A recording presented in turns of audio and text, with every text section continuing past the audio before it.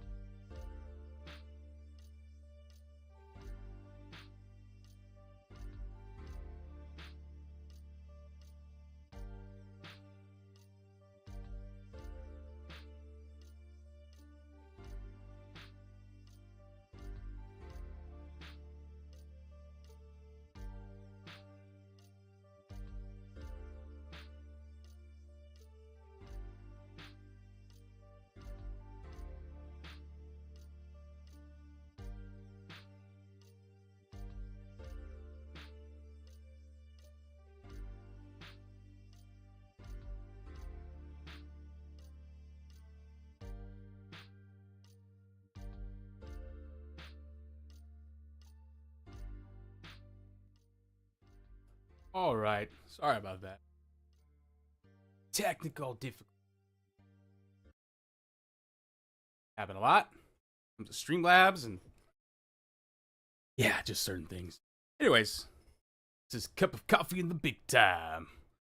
Discuss a few things from the week so far. NXT was last night. And per usual, always, a good show. I'm very cautious of showing anything now on here because you were watching O.W.P Unscripted last week. YouTube did not like that we showed some of the stuff, even though we gave credit to WWE. Yeah, so that kind of sucks. But anyways, NXT, nothing huge other than Stephanie Vaquer. They're definitely promoting her and propping her up as a very big deal. She defended her title twice last night. Sorry, defended both of her titles in one night last night. And they did a nice little video package to kind of just build her up and the significance of that, of her being the first time, double champ, women's double champ in NXT. And the first time to have a, double champ defend their titles in one night on NXT. So, clearly Stephanie made the correct choice in where she wanted to go after, her independent run was over. They're treating her good. They're treating her like she is a big deal. Her and Julia, they've treated like they've been a big deal. And it just says a lot, considering the talent that she's going against in NXT compared to, because a lot of the women that are in NXT, a lot of them have never had experience in professional wrestling before they came to NXT. Because a lot of them are from that NIL program that WWE has going on, and bringing over the college athletes into NXT. A lot of the wrestlers in general, like not just the women, just a lot of the wrestlers in general, men and women.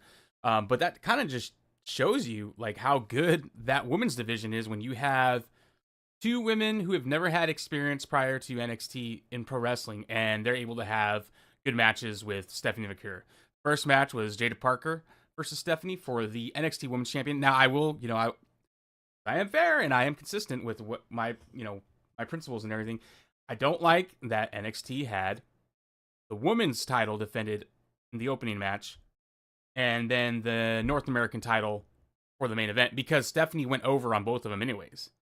There were some shenanigans in both matches. So why did we I don't know why we went with that route. I don't know if because Fallon Henley has been there longer than Jada Parker and has already, kind of grinded her teeth in NXT for a while. So maybe that was just like, hey, since you've been here longer, you've paid your dues here in NXT and you've been here longer than Jada Parker, you'll get the main event spot. So, I mean, that could be why that happened. That's the only excuse. But I mean, still, at the end of the day, the NXT women's title should take precedence over the NXT North American women's title. And the NXT women's title should have been the main event if that was going to be the major title defended last night on the show. So that's, I don't like when either company does that. Whenever they do that, I think the main title of either division, if one or the other is being defended on that night, that should be the main event. And if it's not the world titles that are being defended and it's like the Intercontinental or the United States or the North American, that should be the main event of the night out of all the matches. So, but good match between Stephanie Vaquer and Jada Parker. She is so good. Jada Parker is really good. Like, once again, it's just, I'm amazed by the women down there, by all of them, honestly, like I said, all men and women on that roster.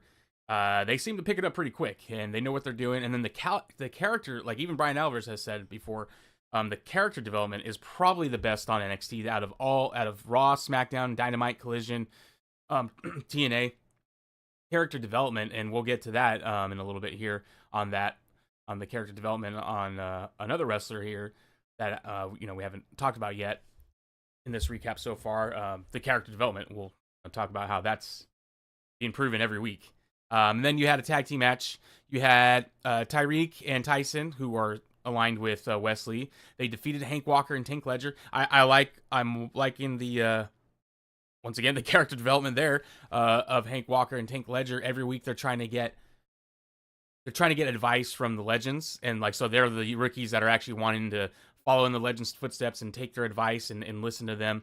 And but unfortunately, Tank and Hank haven't been able to find success yet.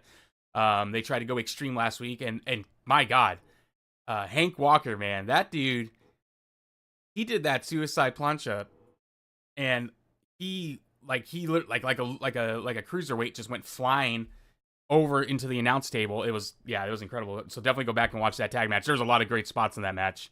But Tyreek and Tyson, they've defeated Hank Walker and Tank Ledger. So Hank Walker and Tank Ledger, they're still on that journey to find the right formula, what works for them, so they can find success in the NXT tag team division, which NXT tag team division is pretty stacked.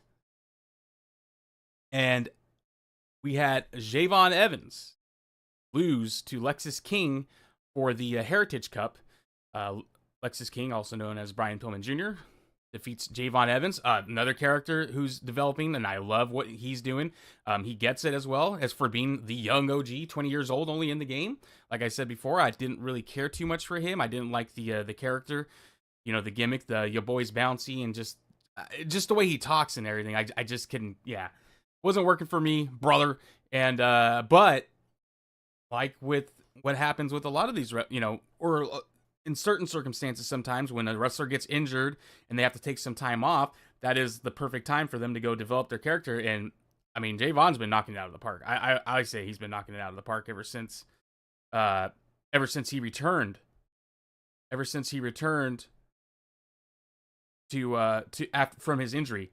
Ever since he returned from his injury, he's shown like a mean streak, a darker side to him, and it's great. And he's doing an excellent job, and he's great with the facial expressions to show like, hey, like, this is my dark side. I'm more aggressive now. I'm more, I'm not the young kid, from 4 or 5 months ago. I've, went through adversity right now, and I had to come back, and I had a broken jaw, and it took me out for 3 months. Couldn't eat right, for a couple months and everything. So he came back, and when he came back to attack Ethan Page, when he did return from the injury, it was like, man, there's a blood feud here, and you believed it, and it felt real. Just the animosity that Javon had. So I love the character development, and obviously we're working to a triple threat match because, as you can see right here, for Stand and Deliver. Let's turn that sound down so YouTube doesn't get stupid. We'll just go to the end where O.W.P comes out and he power bombs Javon, and O.W.P, want to talk about character development, man. That guy is just a star. That guy's been a star since day one. And he's progressed, and he's gotten better and better every time with his character work, in-ring, everything. Probably my favorite wrestler right now in NXT, honestly. I'll say Oba. And honestly, Javon is slowly getting there just because, like I said, the change in character work there. That's slowly making him one of my favorites as well.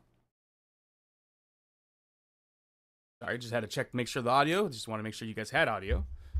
So yeah, that was... I enjoy what they're doing here with Javon. I enjoy O.W.P.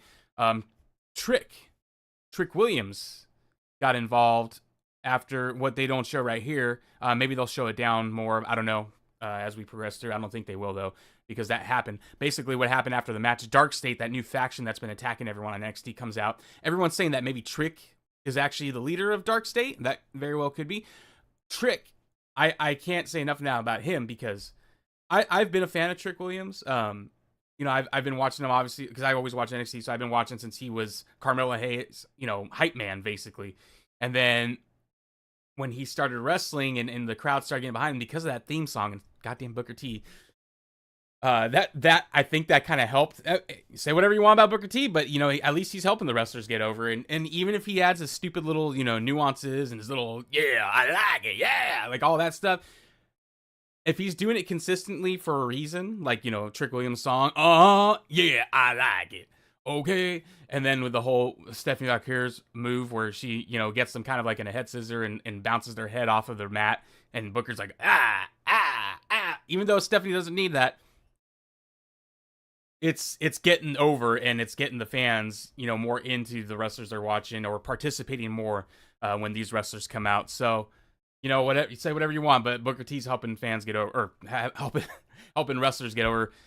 Trick Williams, I think that did play a big part for him. His theme song, because I actually like his theme song. I think it's a really good beat. It's a really good song.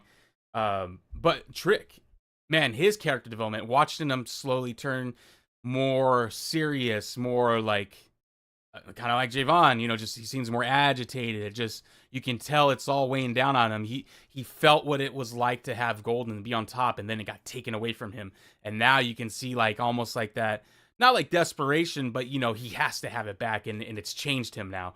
So everything they're doing with these guys, man, Javon, Trick, Hank, and Tank, Lexus King, even his change from Brian Pillman Jr. to Lexus King to now he's kind of somewhat embracing that, he was Brian Pillman's son and everything, before it was like, I don't want you to know, talk about my dad. He's nothing to me, blah, blah, blah. I know he's kind of changed tune on that character wise.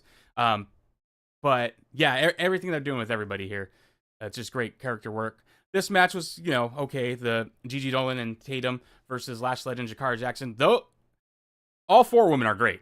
This match was just, to kind of amp up the women's tag division, because during the match, Sol Ruka and Zarya came down, who are also great. Yeah, can't say enough. I always praise NXT because there's a good reason for it, and that's why even Brian Alvarez will praise it, and that's why even people, if you are honest, and even if you are an AEW biased fan, but you're not part of like the AEW cultist fans, but if you're an AEW over WWE guy and you watch NXT, you would admit that they do have the best women's division. They do have consistently the best weekly wrestling show. They do. Because they don't really waste time. Everything means something. They do everything with a purpose. So it's, even if a match is passable or okay, the overall show is always good. Like this match, I didn't really care for Ethan over Andre Chase.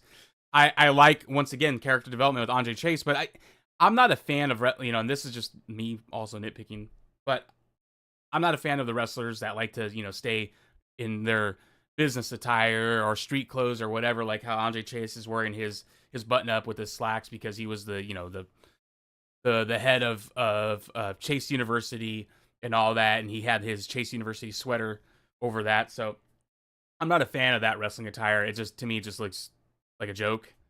I feel like they should all be dressed or wearing the appropriate wrestling in-ring attire at all times. I didn't like when Corporate Kane did, where he just wore the suit pants. I don't like what Roman Reigns wears. Like, I don't like when it looks like they're wearing just regular clothes to wrestle. Like, can you imagine? I mean, I know, to be fair, back in the day, I know when UFC started, you had guys in gis. You had guys look like they were wearing their, their gym cut-off sleeve shirt and stuff like that. So I know it happened back in the day, but like, I'd rather them look more like professional athletes in the ring at all times. Like, that's just a, nitpicking, a little gripe for me, but that's whatever. And then the main event, you had Stephanie McHare once again successfully defending, this time her Women's North American Champion, against Fallon Henley, who, once again, another women's wrestler that has come a long way. And like I was mentioning before, she grinded her teeth a little bit longer than Jada Parker in NXT. So I'm thinking that's why they gave her the main event. That's the only reason. But still, I don't like it. I'd prefer that the NXT Women's Championship be the main event over the NXT Women's North American title. But, overall, NXT was a good show. After the match, Jordynne Grace came out to assist because Fallon Henley and Fatal Influence, her faction, they started attacking Stephanie after the match. Jordynne Grace came out. Jordynne Grace came out in the beginning also, at the beginning of the match, the beginning of the show, during Jada Parker versus Stephanie, because last week Jordynne Grace was coming out to have a promo in the ring with Stephanie, and Jada Parker attacked her and took out Jordynne Grace. So that was the reason for Jordynne Grace's interference in the first match with Stephanie versus Jada, and then she came out to help again. But she's kind of letting Stephanie know, like, hey, I want your title. One of your titles, at least. So, yeah, so that was the NXT recap right there.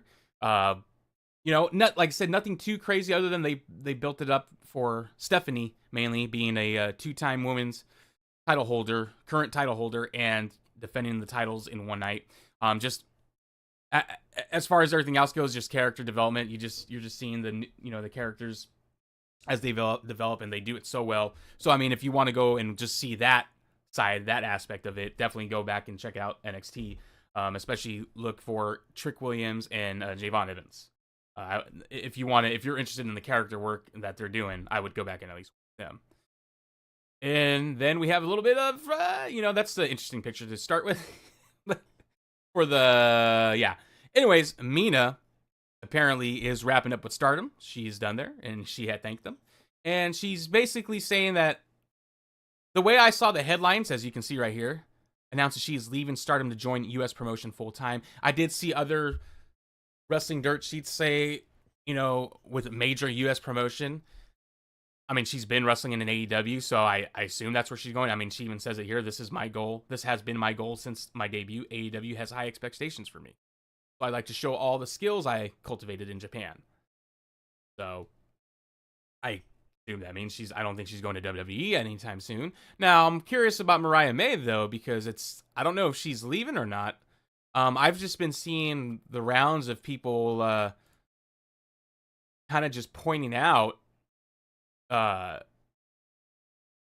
for whatever reason, bringing up past posts of her at WrestleMania, her praising Triple H a lot. So I don't know if she's hinted at anything that maybe she's leaving, but for some reason that's making the rounds lately. I'm gonna see if I could actually find any of those posts and threads. I thought I had bookmarked some of them. Oh, okay. So I did find one. This is just one of them. I found a few other, which I'm glad actually. I'm glad. Here we go. Let me switch this over. Glad I found this because there's another post below this that I want to talk about. So people are bringing this up. There's another picture of her posing with a Triple H cardboard cutout. Also, I think it was from 2019 or something when she had posted that one. And then there's one with her at WrestleMania 38. So I don't know if she's made any hints or something that she's leaving, but man, if that's the case, that kind of sucks because it's like now they're building up Megan Bayne, and I hope she goes over Toni Storm. I think she should go over Toni Storm, but it's like, man, like if they lost Mariah May, like that's cool if they gain Mina permanently, and then they have Megan Bayne, but that would be Camille, that's another star that they just let go, and it's like, how do you let her go and mess that up?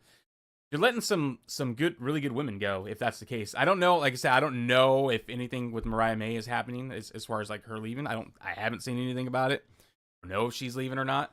I just been noticing that the last couple days, at least yesterday, I believe this was yesterday and I bookmarked this. But I did, like I said, I saw those other two posts making the rounds, so I'm not sure. Soraya Page hinted at something here. For context, so this part about Drew, author and Amazing Soul, let's see, the part about Drew in the book had me tearing up. Not gonna lie. And what she was saying, for context, Drew McIntyre saved me from not a good person when I was 14 years old. Hell of a man, hell of a friend. I don't know what that actually means, but she's giving props to Drew right there. Obviously, Drew protected her from a situation, I guess. And this is all about her book. I wanted to go to something though, because Paige actually, well, I gotta find it. I don't want to really scroll through everything here just in case there's something that's not appropriate that shows up or whatever randomly, but I know I gotta have these picked out better. But oh, look at that, CM Punk and Triple H hugging. You know who Punk never hugged? Probably Tony Khan. Tony Khan probably tried so desperately hard to get that. And then I guess okay, this is just some more craziness with the fans.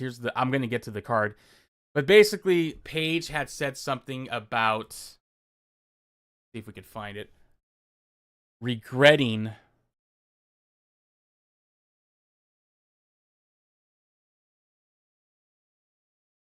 here we go. This is it right here.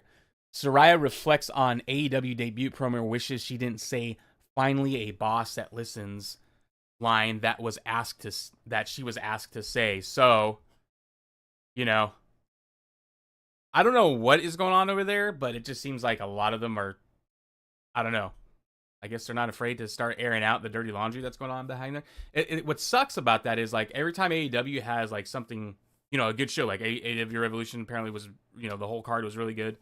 Other than obviously the Moxley and Cope, according to everyone. I didn't watch the whole show myself, but that sucks. Whenever they have in general, a good, like, obviously Mariah May and Toni Storm was the talk of that night, and that was good publicity for them.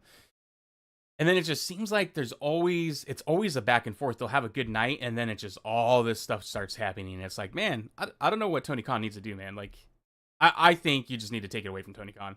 Put someone else in charge. Just let him finance it and him watch from far away. And, let people like Daniel Bryan run it. Billy Gunn. Have those guys, I know Mark Henry just signed a contract with WWE, so I guess he's not with AEW anymore. He just signed a Legends Nostalgia contract with WWE. Mark Henry did.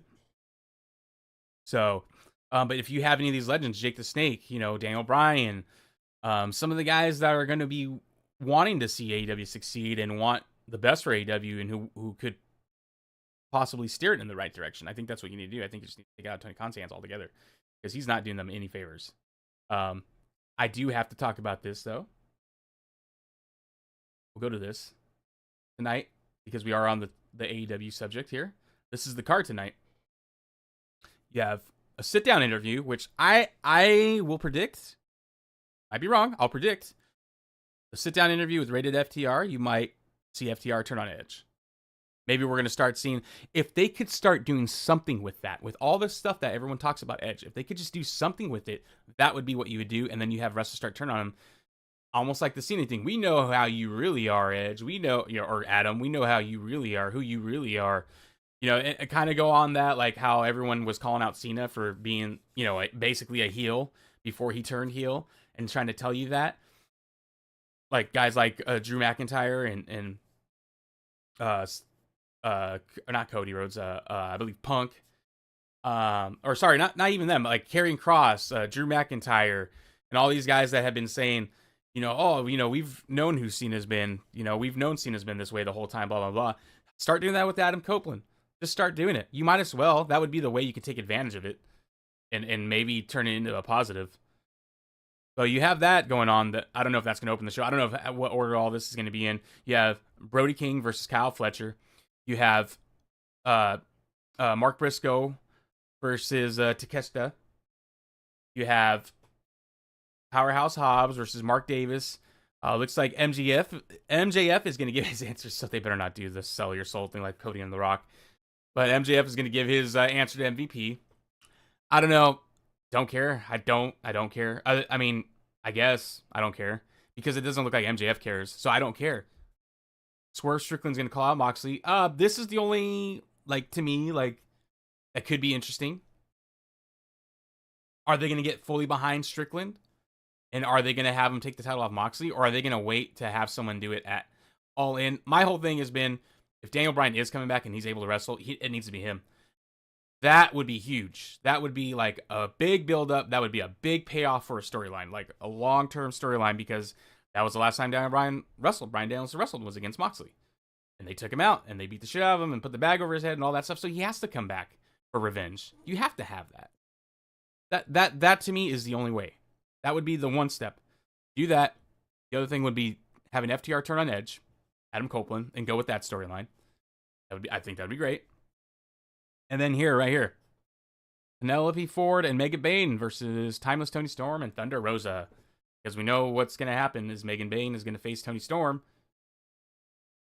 Megan Bayne's better wins, and they better not lose anybody else. I'll just say that. They better not lose Mariah May. So they have, right there, you have 4 good women right there. Keep building up. Don't lose any more of them. Keep Mariah May. You got Mina coming on over. You have a decent women's division. You have the talent. There's just nothing much outside of Toni Storm going on with it, other than whoever she faces. In the main event, you got Kenny Omega versus Blake Christian. Now, usually this is your typical AEW card, right? But there is a significance because on this day, WCW Nitro, last episode, right here. This was the main event of the last episode. WCW Nitro, episode 288, aired today in 2001, 24 years ago. That's crazy. And AEW, once again, they just do this, and it's Tony Khan. We know it's Tony Khan shooting himself in the foot because he's waiting for it. They want to celebrate April 16th episode of Dynamite, and you know they're just going to take all the jabs in the world because that will be episode 289, which means they will have surpassed WCW Nitro, and they will have outlived WCW Nitro. O.W.P. has outlived WCW Nitro, or will outlive WCW Nitro. I believe, dude, I think we're already past the 6-year mark now. No. Yeah, we're already past our 6-year mark. So we've outlived WCW Nitro. AEW has outlived WCW Nitro. Or will. Anyways, Dynamite will on April 6th. So, or 16th, sorry. That'll be episode 289. But Tony Khan can't help himself. And he's gonna take digs at WCW. I get it. Eric Bischoff, he criticizes you a lot. I mean, he does have the experience. Say whatever you want about Bischoff, but come on, man. Like, this, it just further proves what I've always said, that Tony Khan is the problem. He needs to go. And he's not going to be able to help himself. He's going to talk about it. WCW Nitro, final episode, March 26th. However, look at the ratings for the last episode of WCW, a 3.0. According to somebody, I don't know. I haven't verified. I don't know if we can verify this. What is the highest cable rating AE as its?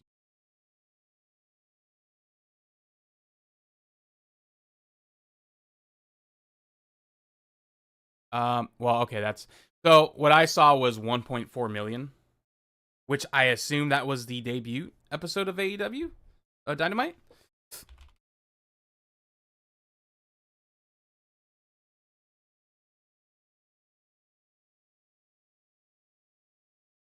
We will check that right now. We will confirm that.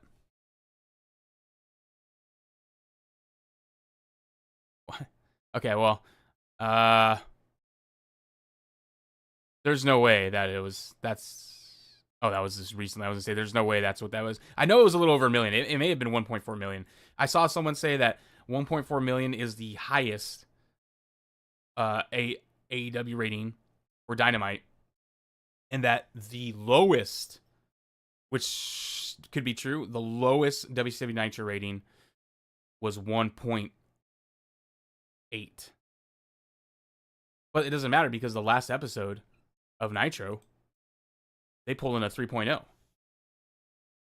So I don't know what Tony Khan is doing with, if he's going to go down that road and he wants to poke fun, like, hey, we survived longer than Nitro. It's more of a reason for him to say something to Bischoff. But once again, he's letting his personal pettiness get in the way of steering AEW in the right direction. It's up to the wrestlers. The wrestlers are all great, they have the talent there. But for whatever reason, Tony Khan can't stop shooting himself in the foot. Should have lost his foot by now. He should have lost both of his feet by now, with how many times he does that. And I have to end it because, my God, did we not have the greatest debut in all of wrestling? The greatest luchador of all time, El Grande Americano. I highly recommend, don't worry about all the people crying about it, I highly recommend going back and watching the match between El Grande Americano and Dragon Lee, because that match was incredible. That match was amazing. It's obvious that it's Chad Gable. It's obvious, and people are talking about how they use AI-generated photos. I hate that they did that. However, AEW does that too. AEW has said that they've used AI-generated images. Which actually, if we go back to my bookmarks here, that someone brought up.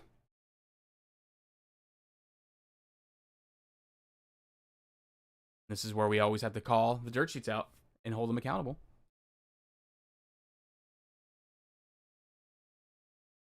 Well, maybe I did not save that. That's fine. Who cares? But yeah, I mean, so they both use AI generated photos. I don't like that, actually. I don't like that they do that. I guess I understand for this.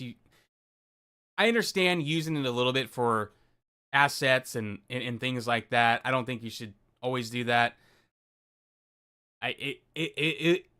it's not perfect. Like AI is not perfect. Like people were pointing out the the hands with multiple, more than 5 fingers on each hands and stuff like that. So it looks amateurish. So on both parts, but everyone, calm down. He's a heel character. People are pissed about it, as you can see. People are crying over this, and it's okay, guys. It's a gimmick. It's a gimmick, and I think this video right here pretty much sums up. It's not. They're not talking about the actual El Grande Americano. This is at some campus or whatever, but the discourse here is spot on as far as the IWC members that are freaking out over El Grande Americano versus actual Latinos, Self-Am, Hispanic, or Hispanic, and I find nothing wrong with it. But this is the exact discourse right here. Do you find my outfit offensive? Yes. Yeah. This is the IWC right here. You don't really all crying understand about it. What their culture means and what it means to wear these things, like the hats and the maracas. You sort of have to understand where all of this comes from for it to not be cultural appropriation. And then what happens when you go to the Hispanic wrestling fans? Wrestling fans that are Latinos. Does my outfit offend you? No. You look nice. Do you like my costume? Yes. Does it offend you? No. Do you like my outfit? Oh yeah, it's awesome. Does my outfit offend you? No, not at all. No. There you go. So everyone just remember, El Grande Americano. Oh no, he has an X account? There's no way. No, this is not. This is not him. This is not. I swear okay, we may have found something here that no one knows about. It was created this month. bookingamericano@gmail.com. So I'm wondering if this is an account created by WWE. It has to be, right? I think this has to be. I wonder. Did we just stumble upon something here? I don't know. Because I don't know Spanish myself, even though I am Hispanic. Didn't grow up in Mexico. But the fact that they have a booking email, it's a Gmail account, obviously, but like, I don't know, like, because if this was someone else that's not associated with WWE, I don't know what, like, unless you're really going to just play it up and just going to respond in emails to people that are trying to book you and that's it. That would be hilarious. Now I actually wonder, El Grande Americano, so you have another one right here, but this is created. Okay, so this, I don't know. We'll see what happens with this account. Is he talking to anybody? No. So we'll see what happens. This might actually be a parody account that WWE have made. So I'm going to follow the account. Let's see. I want to get notified whenever something gets posted here. It's hilarious that look at it. It's AI generated. It's horrible. It is horrible. I don't like AI generated photos. I have used it before, for projects, for, ideas and inspiration on stuff, or outlines, just like something that I can draw or an outline over. But yeah, I think you should leave that to the graphic design artists right there. I'm sure they could have made something better. But I mean, it goes for what they're going with. I mean, look at the turnbuckles. Right now, look at the whole ring in general. If this wasn't WWE's page right here, this could be someone else creating. Let's create our own.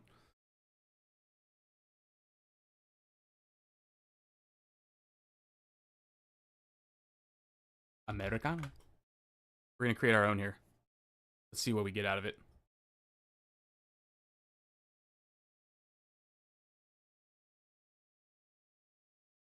I wonder if Grok knows now. Okay, they're definitely. This is Grande Americano. This. What? Okay, well they're definitely not using Grok for that. Let me see. Generate an image of Luchador El Grande. Let's see if that works.